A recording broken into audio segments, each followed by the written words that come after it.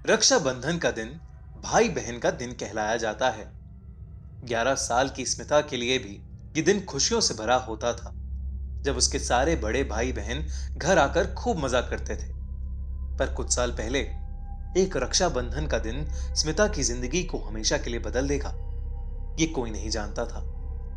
रक्षाबंधन की रात स्मिता और उसके भाई बहन एक कमरे में बैठे हुए एक दूसरे को डरावनी कहानियां सुना रहे थे।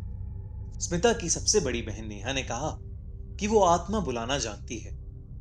हॉस्टल की सहेलियों के साथ नेहा ये अक्सर करती रहती थी। सब जोर से उस पर हंसने लगे। उन्हें लगा नेहा सबको डराने की कोशिश कर रही है। नेहा आत्मा को बुलाने के लिए राजी हो गई। नेहा ने कमरे की सारी लाइट्स बंद कर दी और सबको एक गोले में बैठने के लिए कहा। उसके बाद नेहा ने गोले के बीच में एक कैंडल और एक सिक्का रख दिया।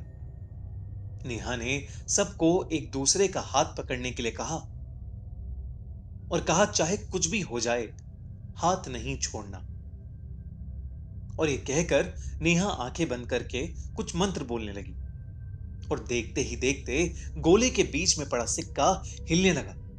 सब ये देखकर भौचक्के रह गए। गोले में पड़ा सिक्का अब उठकर खुद घूमने लगा और घूमते घूमते गोले से बाहर निकलकर दीवार पर चढ़ने लगा।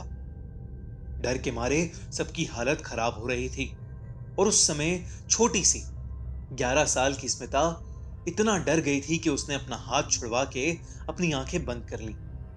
जैसे ही स्मिता ने अपना हाथ छोड़ा, सिक्का जमीन पर गिर गया।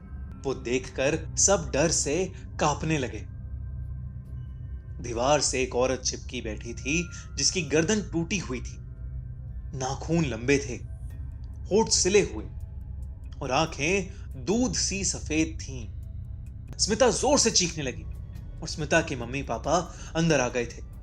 उन्हें देखते ही वो औरत गायब हो गई। छोटी सी स्मिता को ये रक्षाबंधन का दिन हमेशा के लिए एक दिल दहला देने वाली याद दे गया। ये घटना 2013 की है और ये कहानी हमसे खुद स्मिता ने मेल पर शेयर की थी।